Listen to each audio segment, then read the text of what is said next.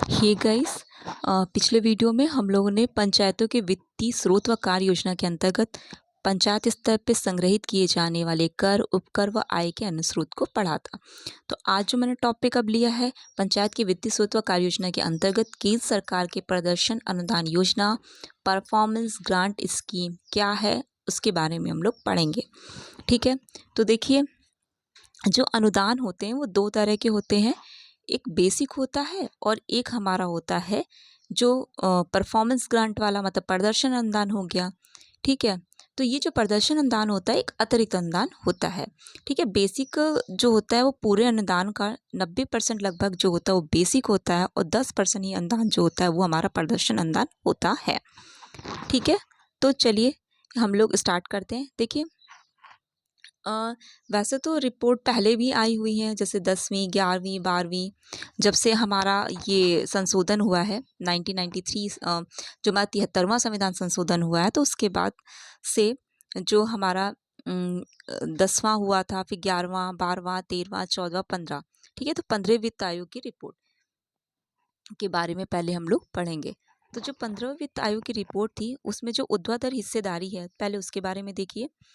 एक क्षैतिज हिस्सेदारी हो गई, एक ऊर्ध्वाधर हिस्सेदारी हो गई। तो महामारी के दौरान विशेष रूप से संसाधनों की उपलब्धता लंबे समय तक बनाए रखने के लिए 15वां जो वित्त आयोग था उसमें राज्य की हिस्सेदारी को 41% बनाए रखने की सिफारिश की गई थी।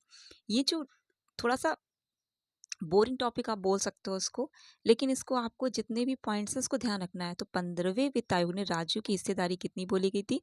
41% बनाए रखने की सिफारिश की है।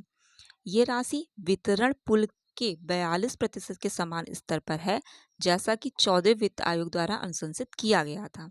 ठीक है, तो 15वें वित्त आयोग के आपके 15वें वित्त आयोग तो आपको पता ही है कि एन के सिंह है, और ये 2020 से 25 के बीच का जो ड्यूरेशन है ये हमारा 15वें वित्त आयोग का है।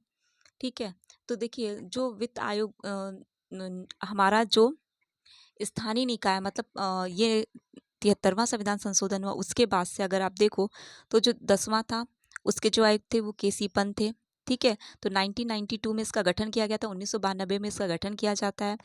और केसी पंत जो थे 1995 से, देखिए गठन पहले कर दिया जाता है, उसके बाद इनका कार्यकाल जो है आता है बाद में। तो 1992 में 10वें वित्त आयोग का गठन कर दिया गया था और 1995 से 2000 तक इसका कार्यकाल रहता है। फिर 11वें का गठन जो है वो 1998 में किया जाता है। उसमें जो आयुक्त रहते हैं वो प्रोफेसर एम खुसरो रहते हैं, जो कि 2000 से 2005 की बात होती है। फिर 12वां आता है, 2002 में गठन होता है उसका, रंगराजन उसके आयुक्त रहते हैं, 2005 से 10 तक उसका कार्यकाल रहता है। फिर 13वां 2007 में गठन होता है, कीलकर रहते हैं उसके आयुक्त, और 2010 से 2015 तक इसका रहता है। ठीक है, तो आपको ये ध्यान रखना है। और फिर उसके बाद जो रहते हैं 14वें, ठीक है, तो वो हमारा होता है, उसका गठन 2013 में किया जाता है और कार्यकाल 2015 से 20 तक, और रहते कौन है? वाईवी रेड्डी। 14वें वित्त आयुक्त कौन है? वाईवी रेड्डी होते हैं। ठीक है, और जो 15वें वित्त आयुक्त है वो एन के सिंह है, 2020 से 25 तक कार्यकाल है। तो यहाँ पे क्या था कि 41% बनाए रखने की सिफारिश की गई थी 15वें वित्त आयोग में, और जो ये राशि वितरण पूर्व के 42% के समान स्तर पर है, जैसा कि 14वें वित्त आयोग द्वारा अनुशंसित किया गया था।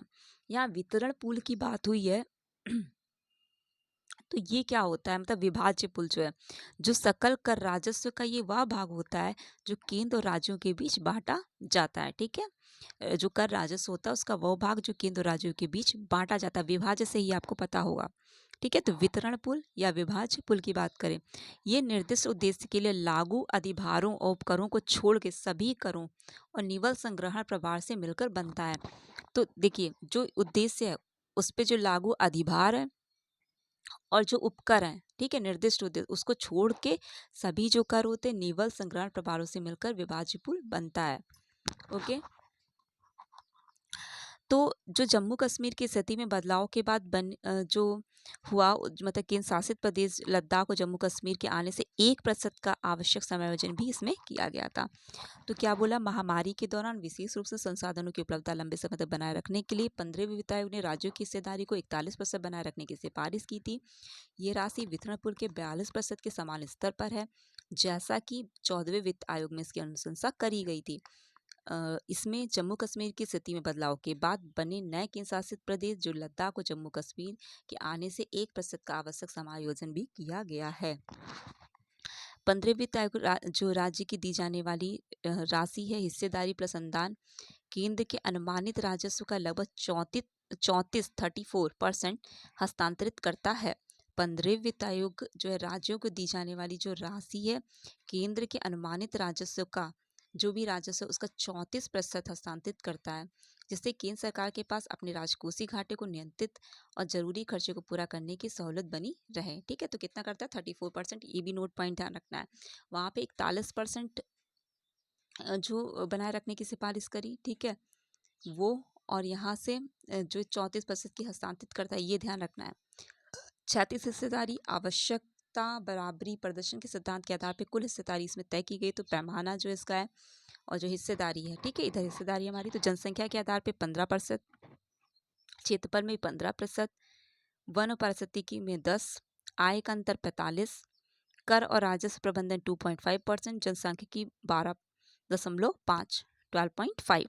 तो जनसंख्या का ध्यान रखिए 15, क्षेत्रफल 15, वन जो पारिस्थितिकी है उसका 10, आय का अंतर 45, कर राजकोषीय प्रबंधन 2.5, जनसंख्या 12.5, कुल मिला के 100%।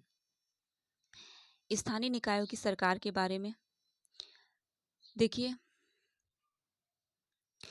स्थानीय निकायों को 2021 से 26 की अवधि के लिए कितना 4000 जो टोटल हमारी जो राशि है कितना 4,36,361 करोड़ रुपए के अनुदान दिया जाना चाहिए, ऐसा बोला गया था। टोटल ये हमें राशि भी ध्यान रखनी है। स्थानीय निकायों को 2021 और 26 की जो अवधि बोली गई है इस अवधि के लिए कितना 4,36,361 करोड़ की बात करी गई है अनुदान की। इन अनुदानों को जैसे बांटा गया है तो 8,000 करोड़ रुपए नए शहरों के काम के आधार पे दिए जाएंगे। तो नए शहरों के लिए कितना 8,000 करोड़ रुपए का अनुदान, और साझा नगर पालिका सेवाओं के लिए कितना 450 करोड़ का। 8,000 किसका, नया शहरों के निर्माण के आधार पे, शहरों के काम के आधार पर। नगर पालिका सेवाओं के लिए 450 करोड़ दिए जाएंगे। ग्रामीण स्थानीय निकायों के लिए 2,36,805 करोड़ रुपए। शहरी स्थानीय निकायों के लिए 1,21,055 करोड़ रुपए, और स्थानीय निकाय के माध्यम से स्वास्थ्य अनुदानों के लिए 70,051 करोड़ रुपए की राशि दी जाएगी। ठीक है, तो 2,36,805 करोड़ किसके लिए बोला गया है, ग्रामीण स्थानीय निकायों के लिए। तो ग्रामीण स्थानीय निकायों को आपको ध्यान रखना है 2,36,805 करोड़ रुपए, 1,21,055 करोड़ रुपए जो हमारी शहरी स्थानीय निकाय हैं। स्वास्थ्य के लिए कितना 70,051 करोड़ रुपए की राशि स्वास्थ्य अनुदान के लिए हो गई। ठीक है, ये पूरी बना के हमारी कितनी 4,27,911 बनी। फिर इसमें 8,000 जो कौन सा हो गया हमारा शहरों के काम के आधार पे 8,000 करोड़, तो पूरी कितनी 4,35,911 करोड़ बनी। अब इसमें से अभी बच रहा है हमारा 450 करोड़ का जो नगर पालिका वाला, तो पूरा मिलाएंगे तो आपका पूरा 4,36,361 करोड़ रुपए का अनुदान हो जाता है। शहरी स्थानीय निकाय की जनसंख्या के आधार पर 2 समूहों में वर्गीकृत किया गया है। प्रत्येक को उनकी विशिष्ट आवश्यकताओं और मांग के आधार पर अनुदान दिए जाएंगे। मूल अनुदान केवल उन शहरों कस्बों के लिए प्रस्तावित है जिनकी जनसंख्या 10 लाख से कम है। ओके, तो उनके लिए मूल अनुदान प्रस्तावित है। जबकि 10 लाख से ज़्यादा की आबादी वाले शहरों के लिए 100% अनुदान million plus citizen challenge fund MCF के जरिए प्रदर्शन के आधार पे जोड़े जाएंगे। ठीक है, जिसकी जनसंख्या 10 लाख से ज़्यादा है जहाँ की आबादी, वैसे शहरों के लिए 100% अनुदान million plus citizen challenge fund के जरिए प्रदर्शन के आधार पे जोड़े जाएंगे। स्वास्थ्य के लिए तो 15वें वित्त आयोग ने शेष अनुदान राशि स्वास्थ्य क्षेत्र के लिए जो है, ठीक है, 31,755 करोड़, ठीक है, तो जिसमें से स्थानीय निकायों के माध्यम से कुल 1,06,606 करोड़ रुपए, स्थानीय निकायों के माध्यम से राज्य सरकार के विशेष अनुदान के लिए 70,051 करोड़ रुपए, देने की सिफारिश की गई है। तो इसमें जो 15वें वित्त आयोग ने शेष अनुदान राशि में से जो शेष अनुदान राशि है उसमें से स्वास्थ्य क्षेत्र के लिए कितना बोला गया है, 31,755 करोड़ रुपए। तो उसमें किस हिसाब से है, स्थानीय निकायों के माध्यम से कुल 1,06,606 करोड़ रुपए की, स्थानीय निकायों के माध्यम से जो राज्य सरकार की विशिष्ट अनुदान है वो 70,051 करोड़ रुपए की बात करी गई है। इसमें से क्रिटिकल के अस्पतालों के लिए 15,265 करोड़ रुपए और समान राज्यों के लिए 13,367 करोड़ रुपए और पूर्वोत्तर पहाड़ी राज्यों के 1,898 करोड़ रुपए दिए जाएंगे। ये देखिए रटने वाला है, सब आपको याद करना ही पड़ेगा। तो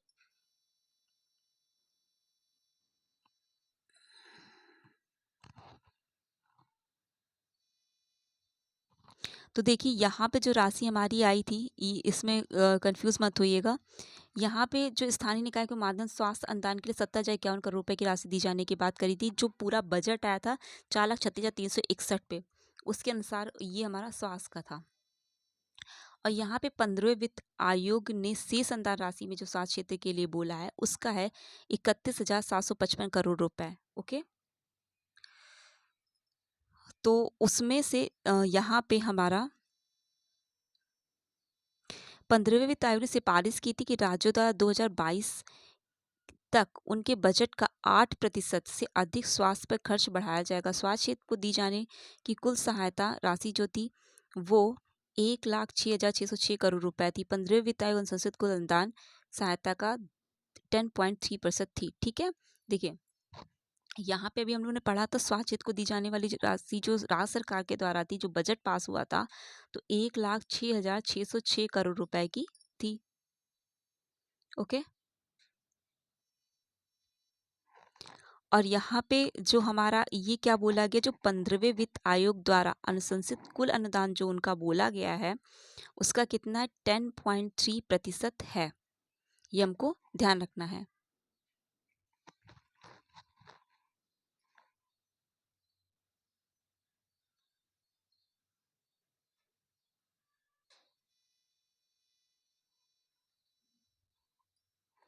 फिर 15वें वित्त आयोग ने 2020-21 की अपनी जो पहली रिपोर्ट दी थी ग्रामीण और स्थानीय निकायों के बीच, वो 67.5 और 32.5 का रेशियो था। उसमें स्थानीय निकाय के लिए कुल 90,000 करोड़ रुपए के अनुदान की अनुशंसा की थी। 20 और 21 के बाद वो पहली रिपोर्ट थी। ठीक है, ध्यान रखिएगा इसमें ये जो रिपोर्ट है ये 26 वाली नहीं है, 26 तक जो थी ये 20 और 21 की है। शहरों की आवश्यकताओं को ध्यान रखते 15वें वित्त आयोग ने ग्रामीण शहरी निकायों 2020-21 के लिए अनुशंसित जो पहले 67.5 और 32.5 का रेशियो था उसको धीरे धीरे बढ़ाते हुए, क्योंकि शहरों में ज़्यादा ज़रूरत थी उसमें, तो 2025-26 की जो आती है उसमें वहाँ पे जो कि गांव में 67.5 था, तो वहाँ पे जो रेशियो हमारा कर देता है वो 65-35 की अनुशंसा की थी। पहले ग्रामीण और स्थानीय निकायों की 67.5 और 32.5 थी। उसके बाद जो ये करता है शहरी निकायों की, ग्रामीण निकायों की, तो वो कर देता है यहाँ पे कितना 65-35। देखिए यहाँ पहली रिपोर्ट में ग्रामीण और स्थानीय निकायों के बीच मतलब ग्रामीण और शहरी स्थानीय निकायों की बात करी गई है। ठीक है, वो जो रेशियो 67.5 32.5 का लिखा नहीं है वो। वित्त आयोग ने राज्यों के बीच अनुदान के पारस्परिक वितरण हेतु आबादी के लिए 90% और क्षेत्रफल के लिए 10% भारांक निर्धारित किया है। 15वें वित्त आयोग ने स्थानीय निकायों को करों विभाज्य पुल के अनुपात में बजाय उनकी स्थायी राशि दिए जाने की अनुशंसा की है। ध्यान रखिएगा नोट पॉइंट। 15वें वित्त आयोग ने स्थानीय निकायों को करों के विभाज्य पुल के अनुपात के बजाय, मतलब विभाज्य पुल के अनुपात में नहीं, स्थायी राशि के द्वारा अनुशंसित की है। तो निधियों के वितरण का जो रेंज है न्यूनतम ग्राम पंचायत का 70%, ब्लॉक का 10%, जिला का 5, ग्राम का 70, ब्लॉक का 10 और जिला का 5% है। अधिकतम ग्राम पंचायत का 85, ब्लॉक का 25 और जिला का 15। जिला का 15 अधिकतम है, न्यूनतम 5 है, ब्लॉक का न्यूनतम 10 है, अधिकतम 25 है, ग्राम पंचायत का 70 है और अधिकतम 85% है। 13वें वित्त आयोग ने प्रदर्शन अनुदान प्राप्त करने के लिए ग्रामीण स्थानीय निकायों को 6 शर्तें और शहरी स्थानीय निकायों के लिए कितनी 90 शर्तें निर्दिष्ट करी हैं। ओके, 13वें वित्त आयोग ने संविधान के भाग 9 और भाग 9 का से बाहर किए गए क्षेत्रों के लिए एक विशेष अनुदान का प्रावधान किया है। तो जो उसके 2 घटक हैं वो कौन? विशेष क्षेत्र मूल अनुदान मतलब बेसिक ग्रांट और विशेष क्षेत्र प्रदर्शन अनुदान परफॉर्मेंस ग्रांट। तो 13वें वित्त आयोग ने संविधान के भाग 9 के से बाहर के क्षेत्रों के लिए एक विशेष अनुदान का प्रावधान किया है। विशेष क्षेत्र में प्रदर्शन अनुदान प्राप्त करने की 4 शर्तों को पूरा किया जाना था। जो अगर राज्य अपना प्रदर्शन अनुदान का आहरण करने में विफल हो जाती, आहरण न की गई राशि को पुनः वितरित किया जाता है। 14वें वित्त आयोग ने अनुदान की अनुशंसा 2 भागों में की, शर्त रहित मूल अनुदान और सशर्त प्रदर्शन अनुदान। तो गठित पंचायतों के लिए शर्त रहित मूल अनुदान और सशर्त प्रदर्शन के अनुपात जो 90 और 10 का था। जो शर्त रहित है वो 90 और सशर्त वाली कौन सी? शर्त सहित वाली 10। नगर और पालिका में यही रेशियो 80 और 20 का रहता है। मूल अनुदान का उपयोग मूलभूत नागरिक सेवाओं की स्थिति में सुधार लाने के लिए किया जाता था। प्रदर्शन अनुदान का प्रयोग जो होता है वो राजस्व में सुधार लाने के लिए किया जाता है।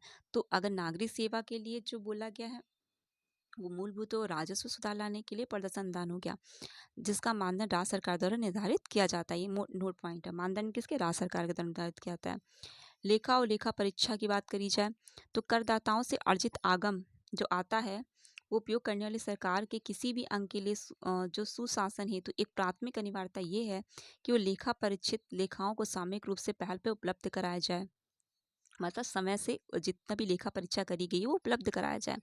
इसीलिए 15वें वित्त आयोग ने 2020-21 की जो अपनी पहली रिपोर्ट थी इसमें स्पष्ट रूप में उल्लेख किया था कि पिछले वर्ष की लेखाओं और पिछले से पिछले वर्ष की लेखा परीक्षित मतलब 2 साल का पहले का हो गया, सार्वजनिक पटल पे ऑनलाइन उपलब्ध कराना किसी भी अनुदान को प्राप्त करने के लिए प्रवेश स्तर की शर्त होगी। मतलब आपको पहले 2 साल के पहले तक का 2 साल पुराना लेखा होना चाहिए। ठीक है, तो पिछले वर्ष की लेखाओं और पिछले से पिछले वर्ष की लेखा परीक्षित को सार्वजनिक पटल पे उपलब्ध कराने ऑनलाइन उपलब्ध कराने की बात करी गई। 15वें वित्त आयोग ने 2020-21 और 2022-23 की महामारी के दौरान लगभग लेखाओं की परीक्षा की जटिलता को ध्यान में रखते हुए उन्होंने सुनिश्चित किया कि कम से कम 25 ग्रामीण स्थानीय निकायों के पिछले वर्ष के अनंतिम लेखाओं पिछले से पिछले वर्ष की लेखा परीक्षाओं को सार्वजनिक पटल पर ऑनलाइन उपलब्ध कराया जाए। कब? ये ध्यान रखना है नोट में, कम से कम 25 ग्रामीण स्थानीय निकायों के लिए, ताकि राज्य 2020-21 और ये जो पूरे अनुदान प्राप्त कर सके। 2023-24 से आगे की अवधि के लिए राज्य सरकार ग्रामीण स्थानीय निकायों के देय पूर्ण अनुदान तभी दिए जाएंगे जब उन्होंने अपने पिछले वर्ष के अंतिम लेखा और पिछले से पिछले वर्ष के लेखा परिचित लेखा दोनों को सार्वजनिक पटल में ऑनलाइन उपलब्ध किया। मतलब पिछले 2 वर्ष की पूरा रिकॉर्ड होना चाहिए। 15वें वित्त आयोग ने 2 रिपोर्ट प्रस्तुत की थी। एक पहली जो 2020-21 में, अंतिम 2021-22 के बाद जो 2025-26 के लिए थी। ठीक है, मतलब पहली तो 20-21 की हो गई, उसके बाद की जो 2021-22 से लेकर 2025-26 की अवधि के लिए थी। 15वें वित्त आयोग ने राज्य की हिस्सेदारी 41% तक बनाए रखने की सिफारिश की थी। ये हम लोग पहले भी पढ़ चुके हैं। और फिर उसका जब लद्दाख और जम्मू कश्मीर का अस्तित्व में आना होता है तो 1% का समायोजन किया जाता है। आने वाले 5 वर्ष में सकल कर राजस्व 135.2 लाख करोड़ रुपए तक पहुंच जाएगा। इसमें विभाज्य पुल में कटौती के बाद राजस्व 103 लाख करोड़ रुपए के लिए अनुमान बोला गया था। राज्य की जो 41% की हिस्सेदारी के तहत 2020-21 से जो 21 से 26 की अवधि उसमें 42.2 लाख करोड़ रुपए मिलेंगे। ठीक है, तो आपको ध्यान रखना है 42.2 लाख करोड़ रुपए की। जो 14वां वित्त आयोग है उसमें केंद्र के विभाज्य कर पुल में राज्यों की जो हिस्सेदारी 32% से बढ़ा के कितनी 42% करने की सिफारिश की गई थी। ठीक है, ये भी आपको ध्यान रखना है नोट पॉइंट हमें। ठीक, उसके बाद देखिए हम लोग को पता है कि 73वें संविधान संशोधन 10वां जो है वो हमारा वित्त आयोग चल रहा था। तो 10वें वित्त आयोग में ये निर्देश दिया गया था कि राज्य सरकारों को जो योजनाएं हैं अनुदान का जो उपयोग है वो उसके जो दिशा निर्देश किए जाने थे, तो उसमें ये स्थानीय निकायों से इस प्रयोजन हेतु बराबर योगदान की अपेक्षा की गई थी। ठीक है, उसमें क्या था 10वें जो वित्त आयोग था उसमें वेतन और मजदूरियों पे व्यय के लिए कोई भी अनुदान राशि उपयोग नहीं की जानी थी। मतलब 10वें में वेतन के लिए मजदूरी के लिए कोई भी अनुदान राशि नहीं उपयोग की जानी थी। और 11वां जो वित्त आयोग है उसमें स्पष्ट कह दिया गया था कि अनुदानों पे जो प्रथम प्रभार है वो लेखाओं के रखरखाव और लेखा परीक्षा के लिए होगा।